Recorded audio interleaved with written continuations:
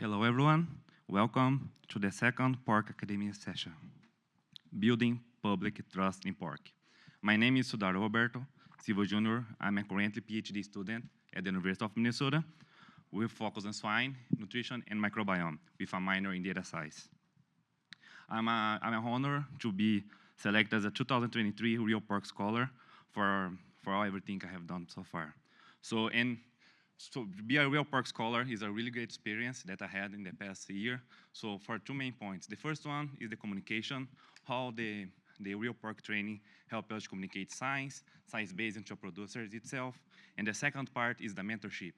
I don't know, I always have a really great mentor, but the Real Pork Scholar provide me a really great mentor, industry mentor, not just academia, but also an industry mentor. So thank you for joining us here this afternoon, and we begin to encourage you to take a moment and scan the QR code that is showing the screen to subscribe to the news from the checkoff. It's my pleasure to introduce our session moderator, Kyle Diniz. Kyle serves as Executive Director at the Oklahoma Pork Council, serving in this role since March 2021. Kyle works closely with the state board of directors, the National Pork Producer Council, and the National Pork Board, and a broad range of stakeholders to promote and protect the pork industry. Kyle is also a member of the Real Pork Trust Consortium Advisory Council. Please help me to welcome Kyle.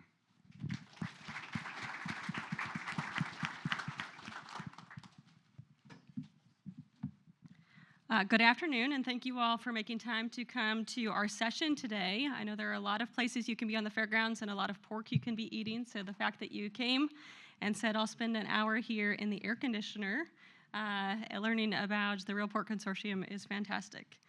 As we get started here, I want to take just a moment to direct your attention to the screen where we've got the antitrust statement. If you will just quickly look over that, that would be fantastic. And again, as we get started, my name is Kylie Diniz. I serve as the Executive Director of the Oklahoma Pork Council. It's a real honor for me to serve Oklahoma's pork industry. And today we've got an incredible set of panelists that will share insights on how we can build trust with consumers, especially as consumers become more and more disconnected from agriculture. The Real Pork Trust Consortium is a team of scientists from universities including the University of Georgia, Iowa State University, the University of Minnesota, NC State, and North Carolina A&T. The Real Pork Trust Consortium is a team focused on building trust so that consumers can make informed decisions about a few things. First off, the food they eat through cutting-edge research, communicating research results so we can all comprehend and increase our knowledge, and then finally training a future workforce and getting the pork industry prepared to partner with consumers to talk about a sustainable future for us all. The Real Pork Trust Consortium is made possible by the Pork Checkoff through the National Pork Board. And as an advisory board member, I can attest to the competitive RFP process and the 10 months of work that's gone into the Real Pork Trust Consortium to date. So let's go ahead and get started with introductions. And Nick, I'll kick it over to you first. Yeah, good afternoon, everyone. And thank you for joining us this afternoon. This is a pleasure to actually introduce and really talk about what the Real Pork Trust Consortium actually is. So, yeah, my name's Nick Gabler. I'm a professor in animal science at Iowa State University. I'm the project lead or director for the Real Pork Trust Consortium. And we had about a month or so to pull this thing together when the RFP came out. But by training, my expertise is actually more in swine nutrition, swine production, where I do a lot of nutritional physiology work. And so, yeah, I'll hand over to Pedro. Well, good afternoon. My name is Pedro Urriola from the University of Minnesota. I am a faculty in the Department of Animal Sciences, also in the College of Veterinary Medicine. And if I may add a personal note, my first World Pork Expo was in 2002 when I was a veterinary student in Venezuela. And somebody told me, go to the US, there was the International Pig Veterinarian Society conference in Ames, Iowa, and then we came to Des Moines for the World Pork Expo. And since then, I come almost every year. And be passionate about seeing pork producers getting organized and getting together and discussing the hard topics that affect the industry. And over those years, I've seen evolution in the industry, and it's very, very emotional every time I come here that I see a lot of good things happening for our industry. Hi, everyone. My name is Katie Sanders. I'm an assistant professor and extension specialist at NC State University. My specialty area is food systems communication, which I like to describe as communicating science from production to consumption. I'm really excited to be here today to talk to you about all the work that we've been doing with the RPTC, and I'll pass it to you, Lex. Hi, everyone. I'd just like to reiterate my thanks for all of you coming and learning about what we're doing with the Real Pork Trust Consortium. My name's Alexa Lamb. I am a professor of science communication at the University of Georgia. So if you heard where everyone else is from, I'm from Georgia. We're not necessarily known for our swine production, but I'm leading the communication aspects of this project because my specialty is in how we communicate science most effectively to the end user.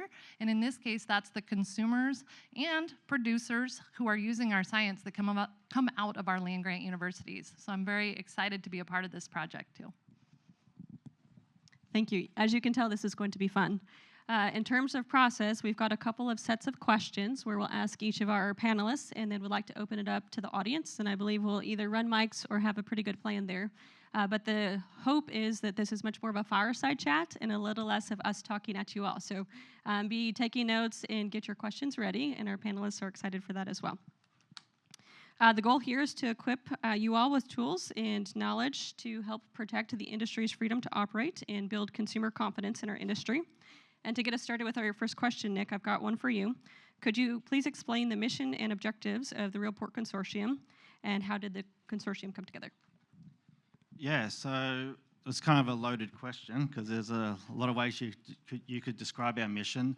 But really, at the end of the day, we're trying to create an iterative process where we're combining science communications, research and education and training all into one umbrella that really just addresses pork production and then how consumers and society perceives pork and pork products. And so the whole idea of the consortium is to kind of work across the three pillars of communications, training, to train up the next subject matter experts for our industry to go out and advocate on behalf of the industry, and then also train up and also develop extension and outreach programs to help enable people actually to communicate with regard to pork production, how pork's produced, and also the nutritious aspect or nutritional aspect of pork and pork products.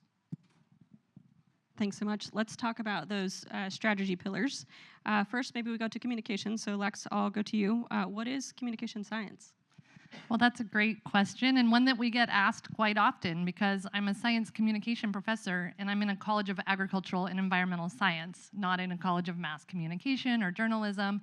But there are specific issues that we face as an agricultural industry that are contextual, right? That are things that not everyone is having to communicate about. Things become contentious. And the food we eat is probably the most personal choice we make each and every day, right? What we consume, what we put into our bodies. And so every consumer feels connected to the ag industry because of that. And so we do have to communicate effectively about the food we eat, about the production methods that we use. But doing that with a scientific foundation is not always an easy task, right? Because science gets really complex really quickly. And so instead of just marketing a product or providing recipes, what we are doing is we're taking scientific information that you're going to hear about, some of the research they're doing, and we're breaking it down into easily understandable information that a consumer can go to when they have questions about the science behind the pork they eat. And so our website, which you'll see here, it's realporktrust.org. This is one of our shots of the impacts that we're having already after just 10 months. Is going to be a source of information with very simple, broken down information that when people have questions about the way that you produce pork or the pork that they're eating, you can have a science-based place to send them. And so we're hopeful that we're going to establish and build that website into a robust system. We're going to have social media connected to that the state boards that all of you can use to help communicate the science behind the production methods that you use. Anything else under the communication strategy area that you want to share with the group that you've been up to? Sure. As I mentioned, we have a very robust website that's up and running. We have launched our social media efforts, although those are very producer focused right now because we want to get you on board and understanding what we're doing. We're going to have a QR code up at the end of the session to have you have an opportunity to follow us on Facebook if you would like. We're also on LinkedIn and Twitter. But we've also been engaging in communication science research to start understanding where consumers are at, especially those that are in areas that are passing legislation that are affecting your right to farm. And so we have conducted listening sessions with consumers on both coasts, in the West and East Coast, so we have some preliminary data back on that, where consumers have shared with us some of their concerns, specifically around food safety concerns, and also how healthy pork is as a product for them. Those are the things that are emerging as the things that they care about the most, as well as environmental sustainability and animal welfare, but those are actually falling lower in their levels of concern as we're having these conversations with them, which means there are some loud groups of consumers that are having a lot of influence that we need to reach out to and work more closely with. In addition, we're doing surveys across the United States of consumers so that we can further segment and target audiences with our messages, because we often talk about communicating with the public, but look around this room at how diverse the people in this room are. You all don't use the same communication channels, you don't want to hear from the same people, and you're going to receive messages differently. Well, consumers across the US and around the world are the same way.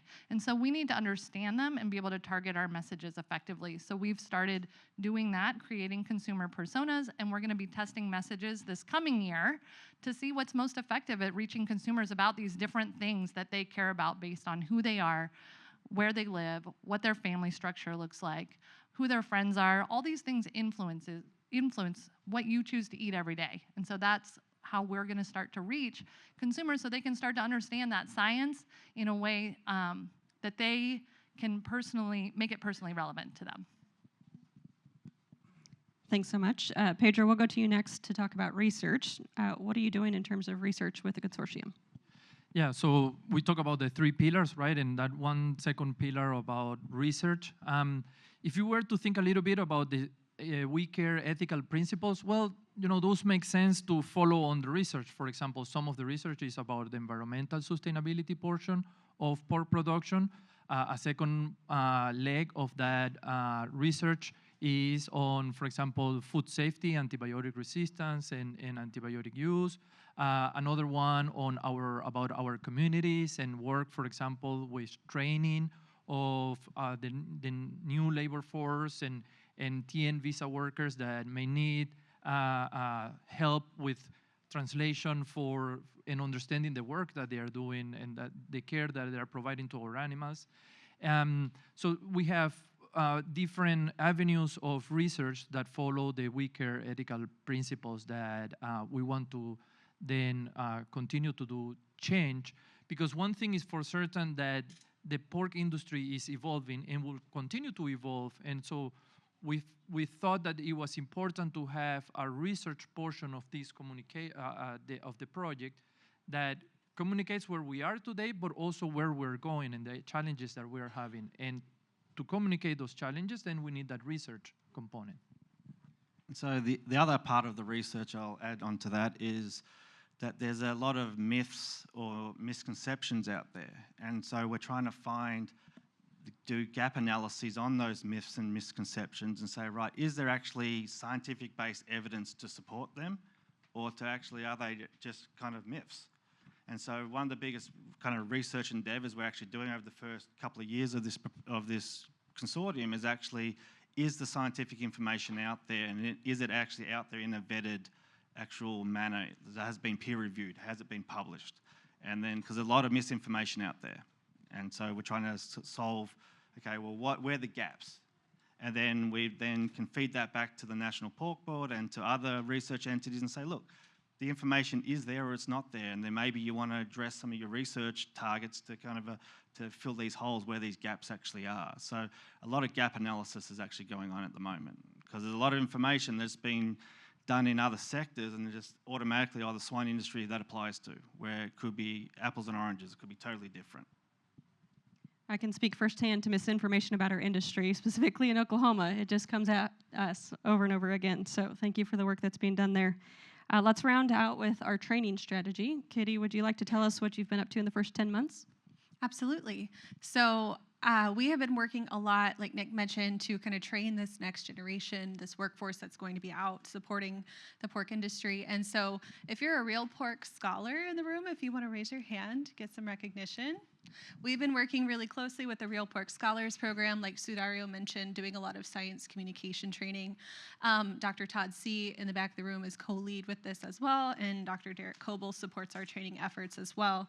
In the fall of 2023, we really primed our scholars around those We Care ethical principles, like Pedro mentioned. We had folks like Steve Evans come to talk about the community pillar, as well as Patrick Bain to come talk about our people, and Dr. Anna Johnson from Iowa State to talk about well-being and animal welfare research. So we really tried to ground both our students in the scientific processes that are happening around those We Care ethical principles, as well as industry efforts that are really showcasing the commitment to those principles.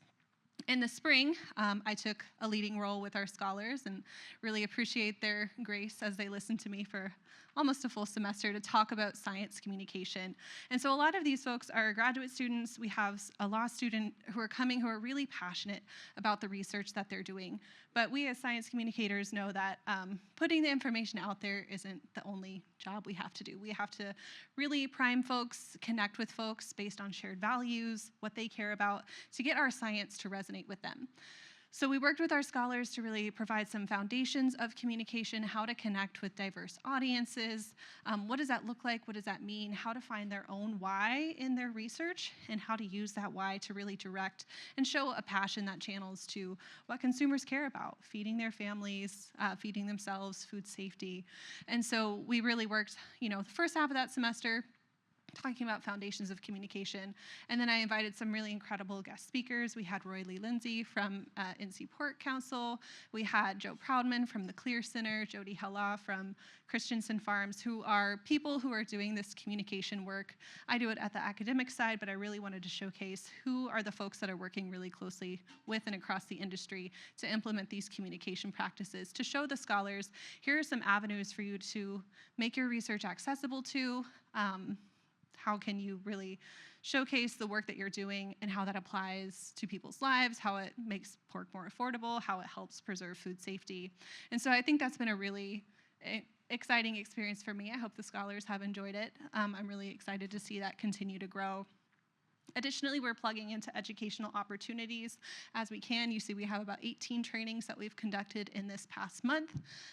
We're also doing, similar to the gap analysis that Nick mentioned, we're looking at what are the trainings that are happening available for producers and consumers across the country. What's that landscape look like?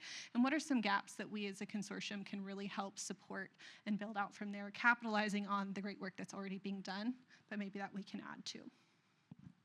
Thanks, Katie. Let's circle back to research. And Pedro, the research team is committed to listening to and using science to answer these consumer questions. And you mentioned the We Care ethical principles that range from pork in terms of healthy lifestyle to raising pigs.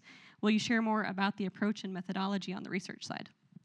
Yeah, so one emerging aspect on Nick had mentioned that gap analysis and the importance of trying to understand the complexity in pork production, right? And the importance of context. And in many the other ways that science is communicated, sometimes we are missing that big perspective, or what in other terms has been called systems thinking.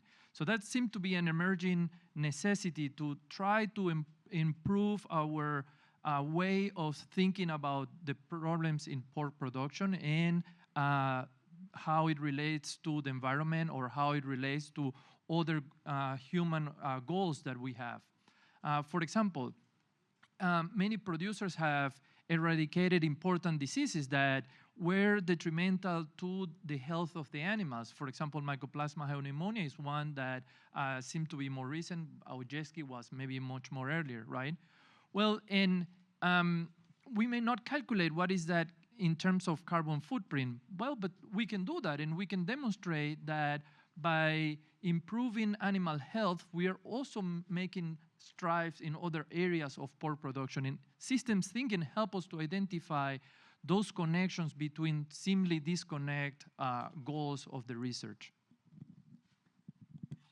Do you all want to know some results? Anybody on the edge of their chair like, okay, this is cool. Tell us more. All right, let's get into it if you guys are ready. Katie, from a producer listening session perspective, what are your early prelim findings? These are hot off the presses. So we conducted listening sessions in Iowa, Minnesota, North Carolina. My colleagues, Dr. Fali Masambuka Kanchewa and Xiang Chu from Iowa State, have really led the charge here, so I'm honored that they trusted me to share their fresh findings with you all. What we're finding is that producers are definitely concerned about public perceptions, and producers do spend a lot of time engaging in these communications through face-to-face as well as non-formal avenues, state fairs, farm tours, conversations at church. But there is a hesitancy for them to kind of lead that communication charge because, I mean, they've experienced some unkindness, unfriendliness on social media, maybe feeling like their words are taken out of context in different interviews and situations that they've been in. So there is this hesitancy for them to be the person engaging in that communication. So there's a real hope that as part of a consortium and the trainings that we're doing and the research that we're doing, we can really help facilitate the communications that are coming out for the industry so they can focus on what they love to do. We did identify some areas to help producers share their stories, which was something that they really loved to do. So while the communication aspect may have been a little bit intimidating, sharing your story, telling what you do, sharing your passion with everybody. I mean, we all love to tell stories. We love to listen to stories. So that can be a really powerful avenue to connect with people. Some of those opportunities to continue sharing stories include some farm tours. State fairs seem to be a really great opportunity to connect with people who have come to the fair with curiosity. Physical and even virtual tours, farm tours. So partnering with some educational opportunities to do those virtual tours to get them maybe into some more urban settings where folks are really disconnected from the farm. They also wanted some help or wanted some folks to lead the charge of simplifying research findings and showing how that really applies to the work of the industry, how consumers produce or consume food, all of these things that we've been talking about around science communication. There's also some training needs around interacting with journalists. Like I mentioned, there was some hesitancy there. So there are some folks who are more primed to kind of lead those communication efforts. But overall, they've experienced some success in those non-formal engagement efforts, which, as we see in our research, is really important because relationships are that first avenue through trust. So the more that you can have those really organic conversations with somebody who's coming to you in curiosity. We talked with the scholars about what if someone sits next to you on a plane and asks what you do. So really helping kind of build that story in a way that is relationship building. There's definitely a knowledge that consumers are increasingly distant from agricultural systems. I think we're all familiar with that. And so they think that some major concerns are around animal welfare, treatment of pigs, these confinement things that we're really seeing a lot of policy emerging around. And so there is a desire for more marketing and promotion to help combat some of those consumer fears like we've talked about. Are those fears grounded in research, or is it kind of a myth that we need to bust? But despite their hesitancy for some communication, there is a willingness to engage, or they see a need to engage on social media, but they would really like to use some influencers to kind of help facilitate and tell their stories. And they definitely recognize the need to tailor that communication to different audiences. Like you mentioned, Lex, we all consume information differently. We're all motivated by different things. And so they really want their story to be told in different ways that can resonate with different audiences based on what's important to them. Thanks, Katie. All right, that was like fresh off the press. What do you all think? Does that sound about right, producers that were aligned? Okay, question of the day. If you sit on an airplane, are you a talker and you're going to tell your farm story, or you're like putting your AirPods in? Who's a talker? Not a lot of talkers, so we need to be thinking about another round of scripted questions, okay? Who's invited folks to their farm, whether it's a just member of your community or even a bit farther off, right, where you're meeting them for the first time? Who's had hosted folks on the farm? Yes, Jan, of course. Okay, very good. Let's keep moving. Lex, we'll go back to you and talk about the survey work that you referenced earlier. What do consumers really care about? Wow, what do consumers really care about? That's a big, loaded question. And I'm going to start by just backing up a little bit and talking about trust just for a moment, and I will get there because building trust is our like desired outcome. That's what you all and the checkoff is supporting, is building trust with consumers, which hopefully will lead to more consumption of pork, right? But what did they care about in terms of building that trust is those one-on-one relationships. And so when we study trust, whether it's in a focus group like the ones that Katie was just talking about, or surveys like the ones I've conducted over the past few months, there are different types of trust. So we might have trust amongst each other because we have a good conversation and I build a rapport with you, and that's the strongest level of trust. That's like the emotional connection. But then there's also what we call cognitive trust. It's that logical side of our mind that trusts information because it comes from a trusted source. And in our case, we're hoping that trusted source are animal scientists, right? Or faculty at land-grant universities that people will trust. Well, I have some bad news for you, and bad news for all of us up here, is public trust in science is at an all-time low. I'm not kidding. It's been on a decline. So we are facing that challenge, no matter what type of science we do. And then trust in the agricultural industry is actually on the climb. And that is because people trust farmers. And that comes out in every single survey, and it came out in the one we just conducted 2 months ago. That's like number one, people trust farmers, they trust you, and they want to talk to you. And so, like, I know that I put the AirPods, I'm not a talker, I put the AirPods in. But having those one-on-one conversations that build the emotional connection is really, really important. And being willing when somebody like Kylie from the state board calls you and says, will you be my farmer that tells a story for us and puts it out there, please say yes, because those are the messages that are so important, that are getting at that affective trust, that emotional trust that people feel. And that's coming out in all of our work, whether it's the listening sessions or the surveys. Now, I can also tell you the things that they are worried about the most is nutritional content of pork. There's concern around that. People don't necessarily know or understand. And when we ask them where they get their information, just like we did in the listening sessions, like Katie described, they Google, so whatever comes up on Google, right?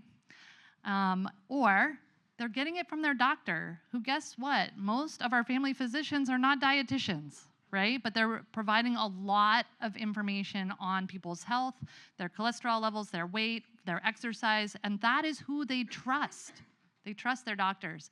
And so I think we also need to do some work communicating the science behind pork as a product with that community. And I think that's coming out as part of our gap analysis that Nick mentioned earlier too. So consumers are aligned with some of these gaps in the literature, and we have some work to do as a scientific community too. Okay, get your questions ready. Nick, let's round out with our scripted questions and just talk about the group of people that you've brought together through the consortium. Multiple universities answering a lot of questions, the questions that are arguably the future of where we go. And I don't know if you want to take a moment to talk about the advisory board and other researchers that are involved. And I think we've pointed out a few folks that are in the room. Yeah, so part of the consortium is that we do have an advisory board that's made up of both industry, allied industry, as well as some consumer segments, because we feel that we're entrusted with your checkoff dollars. And so we want to make sure that you have a say in what we're actually doing with this research. So we're stewards of your resources, and we know these resources are precious. And so we have an advisory board that we meet periodically, but definitely at least once or twice a year we have formal meetings. And then within that advisory board, we bounce off, okay, this is the direction that we're going. Do you agree with this? What's your input on this? Or we bounce questions off them. Do you think we should go this way with a certain kind of research or certain training program or certain communication strategy? And then we get feedback. And so it's an opportunity for producers to speak to other producers, and then eventually that filters back through this advisory board to us. And so this is independent of the National Pork Board, this advisory board. And so we also have that within the National Pork Board itself. So the advisory board is a key aspect of the project. In other words, it's the accountability officer for us. And also we use that as actually a really good resource to help get us in the right direction. And so we've done that on multiple larger grants before with federal funding, and it's worked out really well. And I think that model is also showing fruition. It connected us with you, and it's really going to be helpful as we move forward, especially as we lay out our plans. from year to year to year. Because this is a very different grant than what I've normally worked on. Because normally you kind of go to A to B to C, you kind of really know where you're going to go. This one is, okay, well, jump in the deep end, learn how to swim, then maybe we might be doing freestyle one day, and then it's backstroke the next day. So we're trying to figure out as we go where the needs actually are, and then developing our core strategies around that. And so it's really kind of responsive to the industry's needs. And we've got our feet under us now. We've got a good, clear direction of where we're going. And then something might pop up with the consumer segment next week, and then we might have to change direction. Or something might come up with a gap analysis that says, hey, we're meant to be going this way, but now all of a sudden we're figuring there's a really big hole in this research area, and so we're going to have to go in a different direction. So we've built in a lot of flexibility within the proposal or within the project to address that. Okay, thank you. We're right at 30 minutes until our session is up, and we're going to turn it over to you all as the audience. And if you would introduce yourself, first name, maybe where you're from, and then your question would be fantastic. Who has the first question? Okay, Jan, go ahead.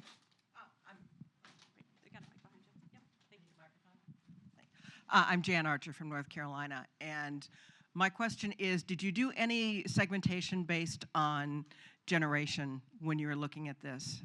Different generations get their information differently. I have a TikTok on my phone of a woman who is adamant that hamburger comes from pork because there's ham in the word. I love that. That feels like a good thing for us, right? Yeah, Like, and she is absolutely positive. And so I guess that's where I'll end. Different generations get their information differently. So the quick answer to that is yes, we definitely take age and generational status based on age into account in all of our consumer persona development and our audience segmentation work. What we have found, though, is that there are a lot of both demographic and sociographic characteristics that put someone into a category.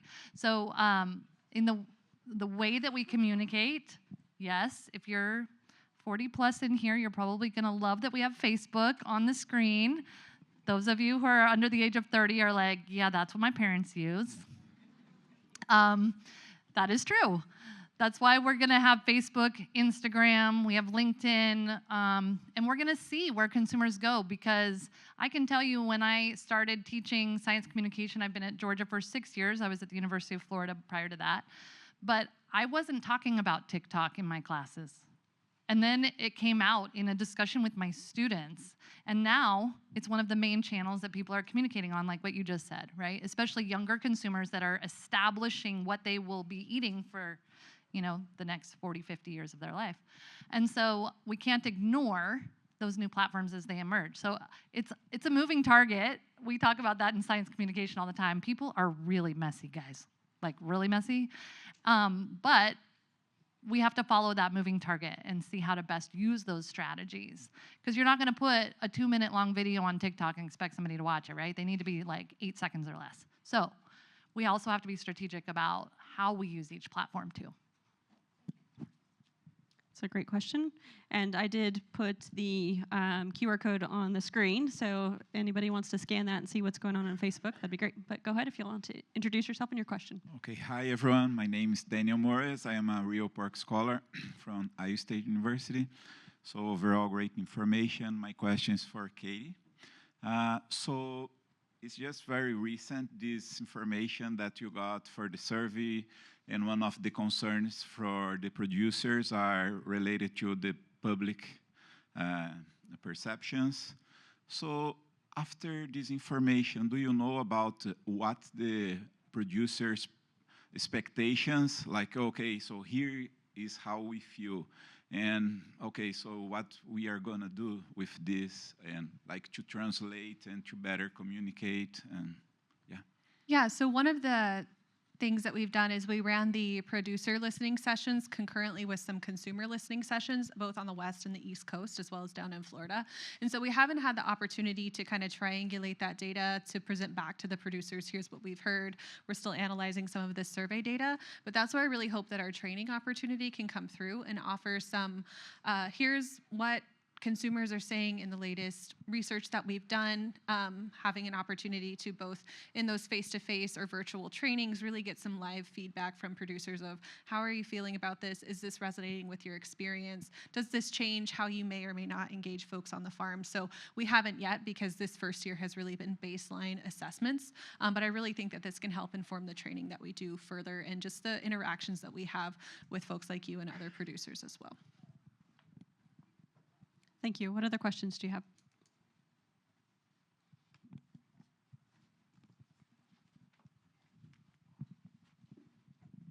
Hi, I'm Toby Chatter. I'm from Canada. I'm the chair of the Saskatchewan Pork Development Board. So getting back to the communication between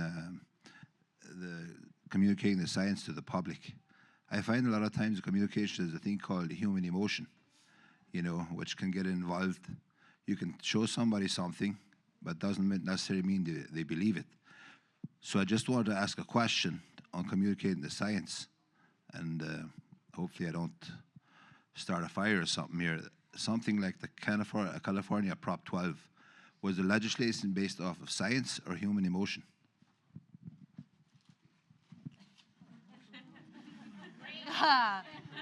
No. I'm like, not it. Wow, I don't know that I can actually give you a concrete answer there.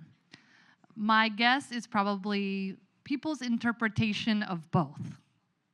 One of the tricky things about science and science communication is that science can often contradict itself, right? I'm testing one hypothesis, someone in Australia is testing the opposite hypothesis.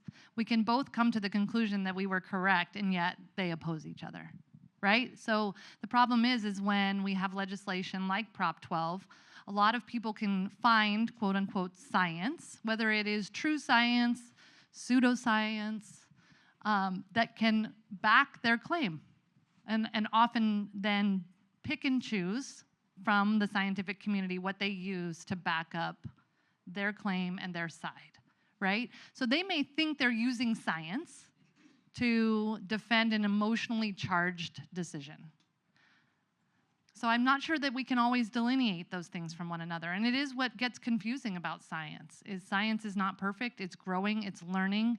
We are not able to prove something in its entirety and know that forever it will be that way.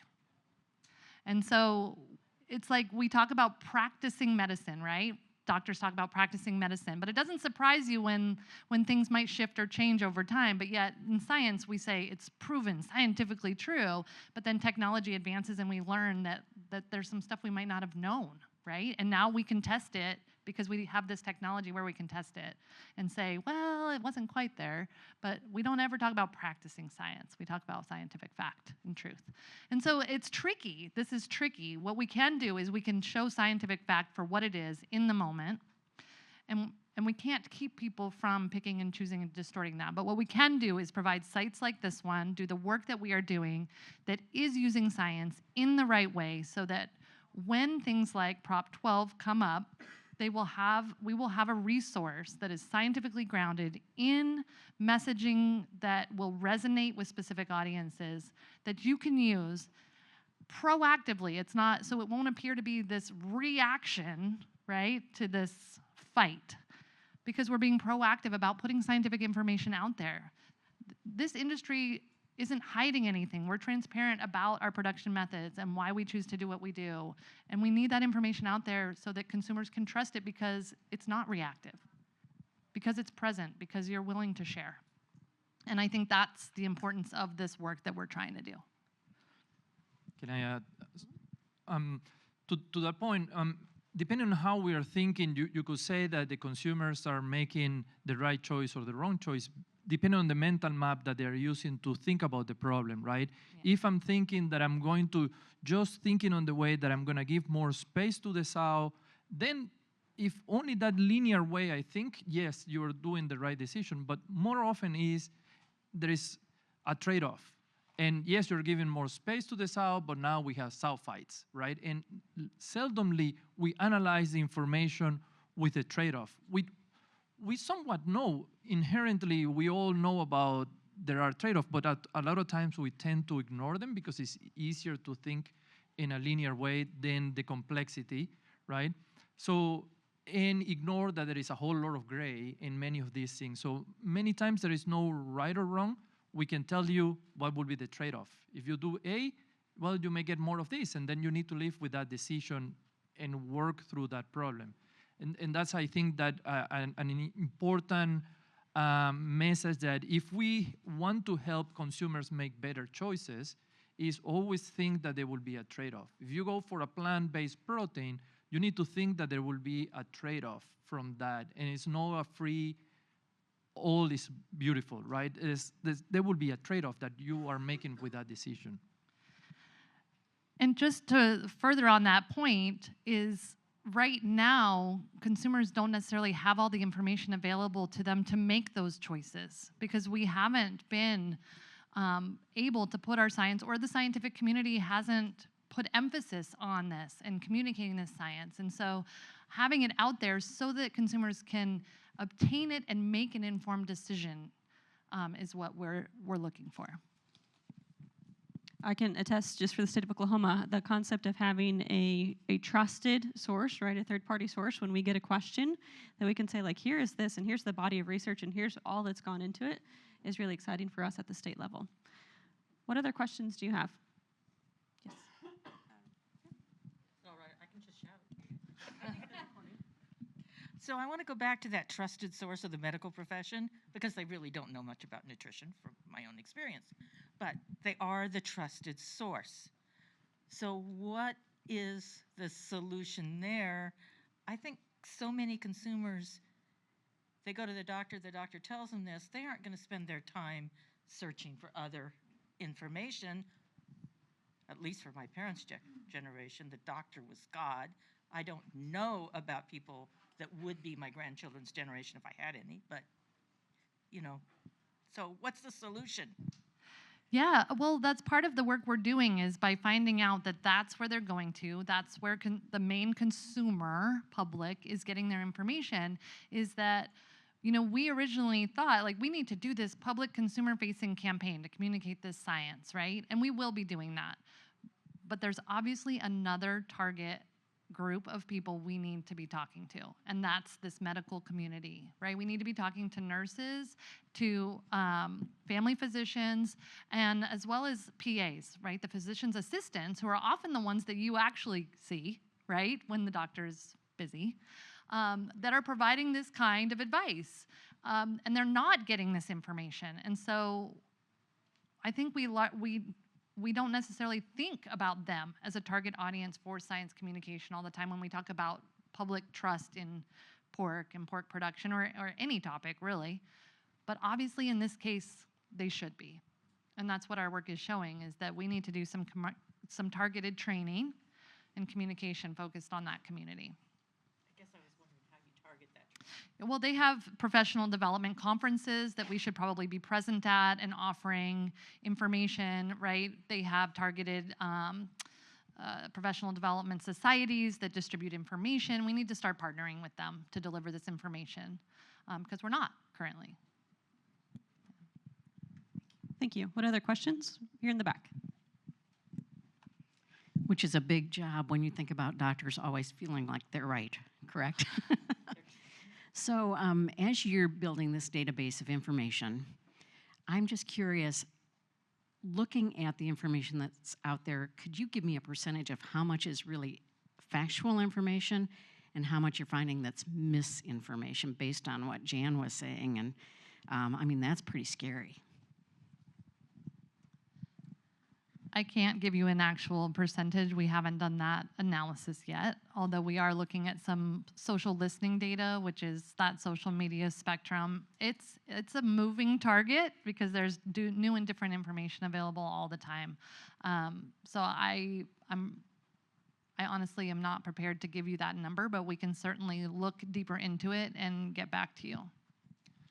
And so the other thing that we're doing with the information that we're going to make public is we're making it traceable. So it has to come from a peer-reviewed book or journal that's actually traceable. So it has to have a ISN or DOI number, and then the general public or anyone who looks at this information can go see the original source.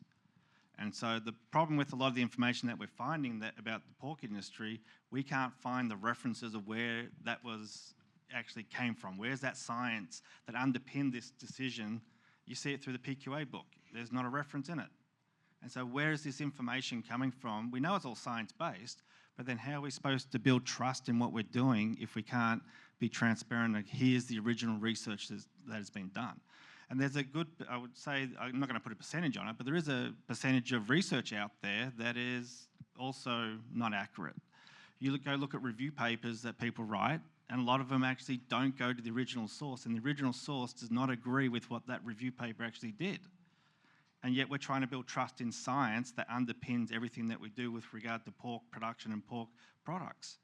And so we're trying to vet the information, making sure it's traceable, and then we're willing to share that with the general public in sound bites so that hopefully they can understand.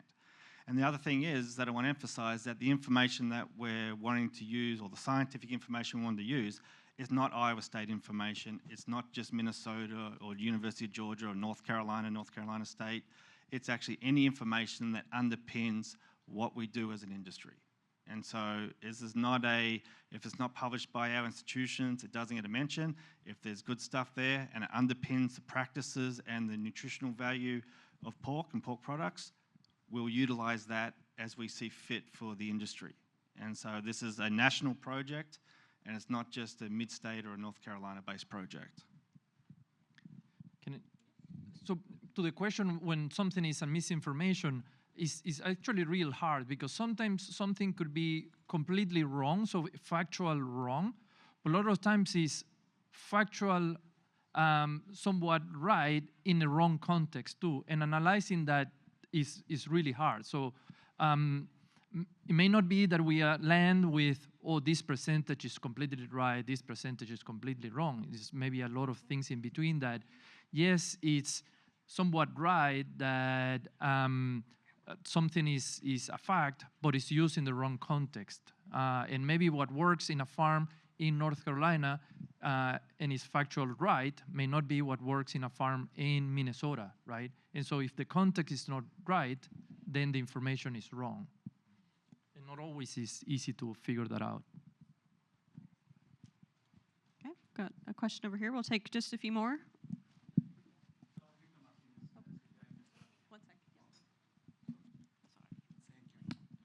Victor Martinez, Sleepy Eye, Minnesota. So yeah, we know there could be a large group of people thinking that they are right and being wrong, right?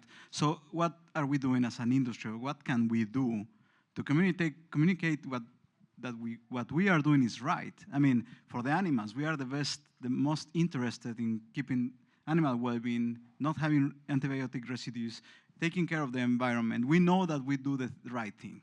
So, and I can probably win an argument with a single people, you know, one-on-one, but when you go to social media and there's a big bunch of people and it's quick responses, it's like, well, it's hard to win. So what can we do? So I'll start. I think we recognize that we know that people trust farmers, people trust producers. We see that there is a joy in telling stories, and that stories are a really powerful communication activity. So as we're kind of working this year as baseline where everybody is at, we are recognizing, one, that there's a need to kind of be present in these areas where there is like these counter narratives, this misinformation, figuring out where that is, positioning, you know, the RPTC as a voice there, but also recognizing, like this conversation we had, is that we might not be that trusted source. People are probably not going to my TikTok page, which is non-existent, to find out some fun, entertaining information and then passively get some education. And so we know that you know, I might not be that person to deliver that message, but I know some of our forward-thinking initiatives are like partnering with some celebrity chefs to help them connect those messages from farm to table, to showcase different ways that pork really plays a part in different cultural rituals, cultural celebrations, showcasing the passion that you all have for your operations and really distilling that story into something that's going to catch someone's attention in about 10 seconds on social media. So it's a strategic process, and we're still doing some of that that social media listening? What does the landscape look like? But also taking a step back and really reflecting on who needs to be telling that story and who needs to be visible, and being humble enough to recognize, if it's not ourselves, then who can we connect with? In addition to that, to help you, we are going to connect our communication science research to that to see how effective those methods are. And if they're working, then hopefully you can take that and say, okay, I'm going to try that too. And then exacerbate that effect. And so we're going to be putting our science and our research behind our communication efforts instead of just continually trying, and not knowing what kind of impact they're truly having. Hi everyone, Emily Krause with the National Pork Board. I'm a registered dietitian and I lead our healthcare professional engagement. Right now we're working a lot with dietitians and educating them. Dietitians are the #1 source for nutrition information, but we also recognize that there's a lot of other healthcare professionals that people are getting their nutrition information from and not necessarily accurate. And so actually we'll have a session right after this one in this room where we're talking about the work that's being done with dietitians, and we're also looking at strategies on really reaching out to these other healthcare professionals, because you're exactly right. It's such an issue. And I've heard so many stories even just today of people within our industry getting recommendations to remove or eliminate or reduce or eliminate red meat. And it's laughable, right? All of us were like, absolutely not. But it's clearing up that miscommunication. So just wanted to put that out there, that conversation will be continuing in this room afterwards. Thanks, Emily. I think that there's... Well, to add to the dietitian in the issue of pork as a source of food, right? In the idea that also we are all ambassadors of pork, right? I think that it's not an spectator game, and that we all need to know. For example, I think that every student that goes through my class, they need to know what the dietary indispensable amino acid score is, because that's a fair way to compare protein sources. And I think as a person working in agriculture, I should know this number and that concept. Even though I may not be a dietitian, I can explain to people, hey, if you are going to compare sources of protein, do it in a way that is more advanced than just on protein basis, right? And I think it's up to us to learn and know about this and try to explain it. Perfect. Thanks, Emily. Hi, I'm Alexandra from Minnesota, and this is, I think she kind of answered it a little bit, but I recently, about a year ago, went to a holistic health clinic, and it was for the first time where it's like, you need to be cooking with animal fats, you need to be using just everything the Western medicine told you not to use, they're telling you to use, and like my health did a 180. Are we talking with holistic health clinics?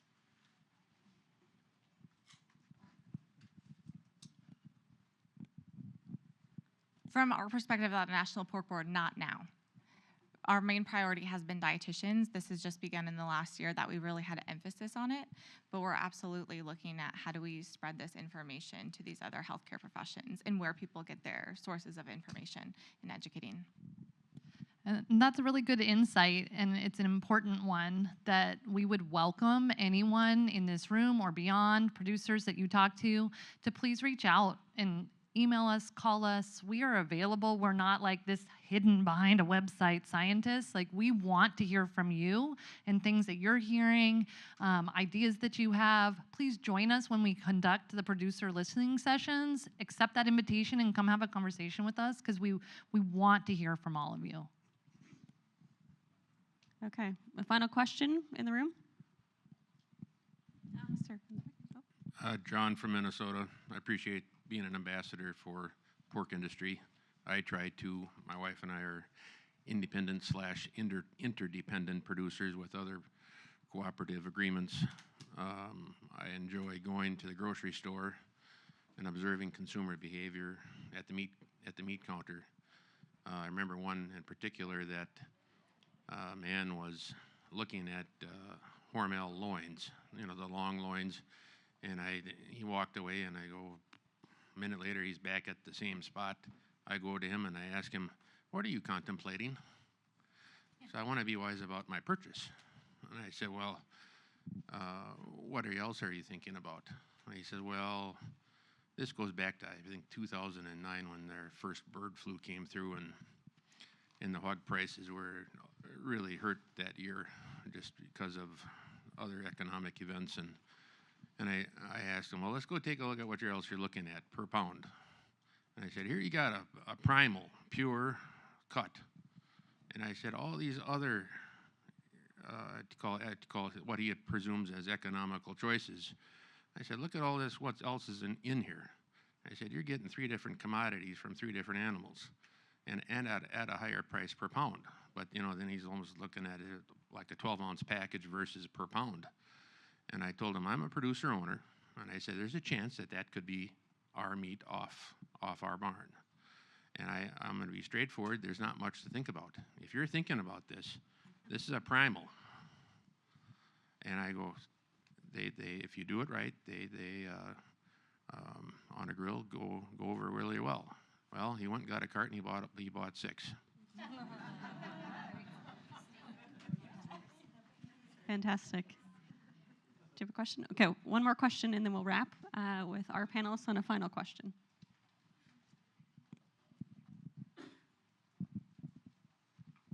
Hi, everybody. My name is Hector Hernandez, a master's student from the University of Minnesota. And my question is related to the communication part. You have mentioned about targeting audience most based on age, but what about international audience, like audience and customer from outside the US borderline? For example, Mexico is the largest market for pork meat exportation from the US. So have you considered to reach these international markets too? Yeah, that's a really great question. We're taking into account a lot of demographic characteristics and also sociographic characteristics. If you've stopped by the National Pork Board's tent and taken their little typing tool, is that what, thanks, Sally? That's sociographic information they're collecting and segmenting you on. Is based on kind of your perceptions of how you choose what to eat and how you like to eat. And so it is looking at those cultural differences, whether someone is an immigrant and if it's part of their family lifestyle, their celebrations, right? Right now, we are not currently looking specifically at export markets, but it is an area of growth and potential for us in the future. But Nick, you might be able to talk a little bit more about that. Yeah, the National Pork Board has very intentional targets with its export markets. And so our goal right now is for the first 3 years is really, let's just underpin the trust in domestic production, because then by default, then that builds trust in the product that we're producing that then aids in the export market opportunities. But right now it's the National Pork Board. They're the ones that control a lot of the, we'll say the targeted marketing, targeted information that goes to export markets. Yeah, thank you for the question. Okay, let's wrap with one final. I am a fifth generation ag kid, right? And I know in my pedigree, it's like we are action-oriented in agriculture and in pork. So tell this room what everyone can be doing to support the Real Pork Consortium.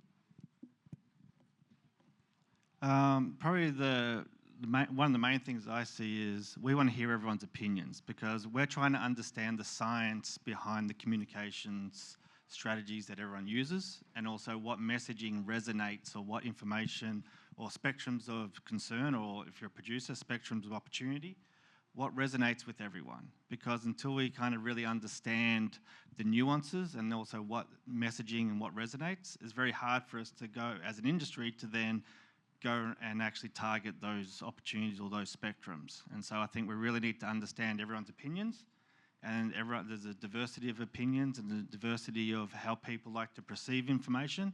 And so that's one thing that we'd like to do. And the other thing I think also we would like to know is, we haven't really touched on this at the moment, but how does the producer like to receive information to help their business?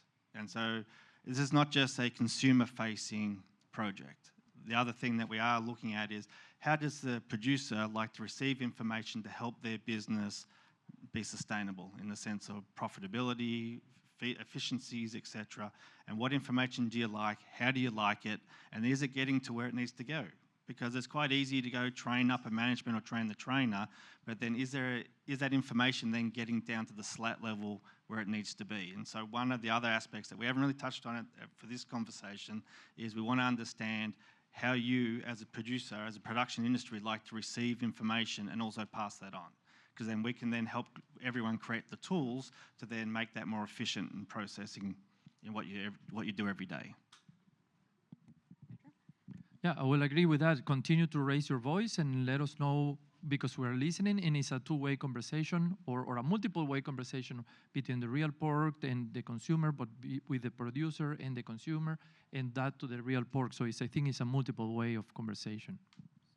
I know we're at time, so like and follow. Always great. Share.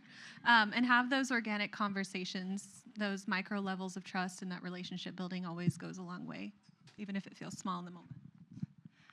And I guess I get to go last, but I want you all to know that we are not naive to not acknowledge that you all have been doing this for a long time, trying to communicate about what you do with the people who are consuming your product. So please, and I know I said it once before, reach out to us, share with us, tell us what's worked, tell us what's not working, so that we don't make the same mistakes, so we can be as effective as possible.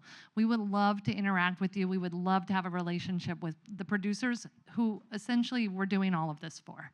So please feel free to reach out to us at any time. Let's put our hands together for the folks with the Real Pork Trust Consortium.